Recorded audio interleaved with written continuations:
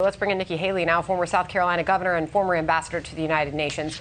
Ambassador Haley, we really appreciate you sticking with us as we look at what is happening with his approval rating, particularly with inflation, obviously the southern border and his handling of those very important issues.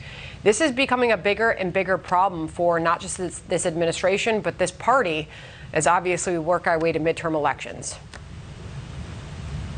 Well, I think this goes to show that they are, Biden is underestimating the American people. They can see through this. They get that gas prices aren't because of Putin. They get that the border problem's not because of Trump.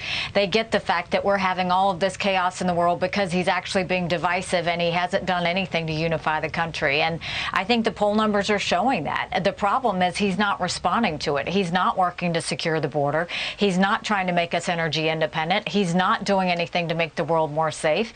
And I think that this is why they're going to have a very hard time come this November.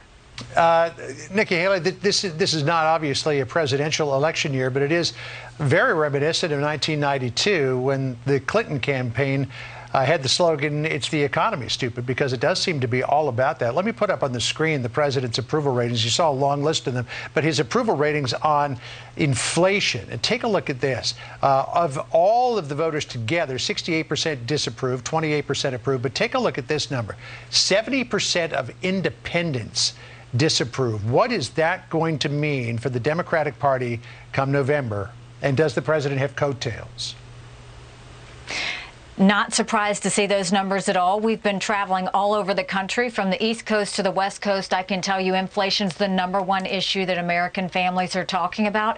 The average American family is going to have to spend more than $5,200 this year to make ends meet. I can tell you when Michael and I were raising our children, do you know where we got our money from if it was like that? From a credit card. And with interest rates going up like that, that's what's getting ready to happen to American families. And I think that's why you're going to see them come out in a very strong way to say we need to be heard. People need to understand we can't keep paying these grocery prices. We can't keep paying these gas prices.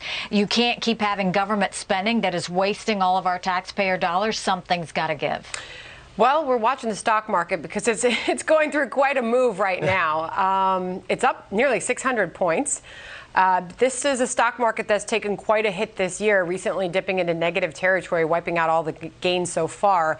But it is reacting to the Federal Reserve just a short time ago. It was this hour that it said it was going to raise interest rates by a half percentage point. It's indicating that will likely be the move the next couple of Fed meetings, Ambassador Haley. So the goal here is to tackle inflation while not driving the country into recession. There seems to be some optimism on Main Street that the Federal Reserve will tackle this. So the economy could be in a much different situation in this country a couple months from now. How do Republicans seize on this moment?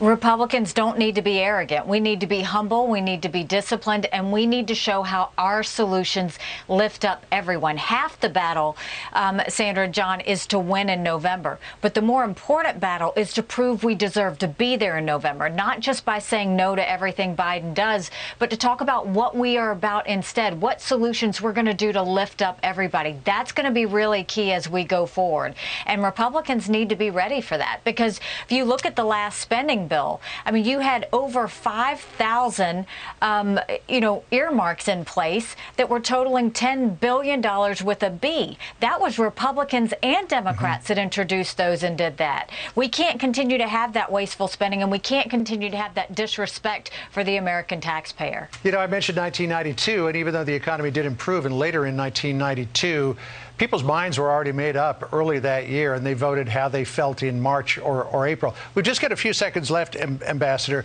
but I just wanted to ask you, Rick Scott came out with a plan, which was widely criticized by Democrats and Republicans alike. Do the Republicans have a plan to put forward for the economy this November? They need a plan. What they need to say is we're going to support law enforcement. Congress needs to get into a room, and they need to fix immigration reform, and they need to fix the border. They need to make sure that we are being strong abroad so that we can be safe at home. They've got to start paying attention to the issues that matter to the average American family. Ambassador Haley, really appreciate you joining us and sticking around. Thank you. Thank you. Thank you so much.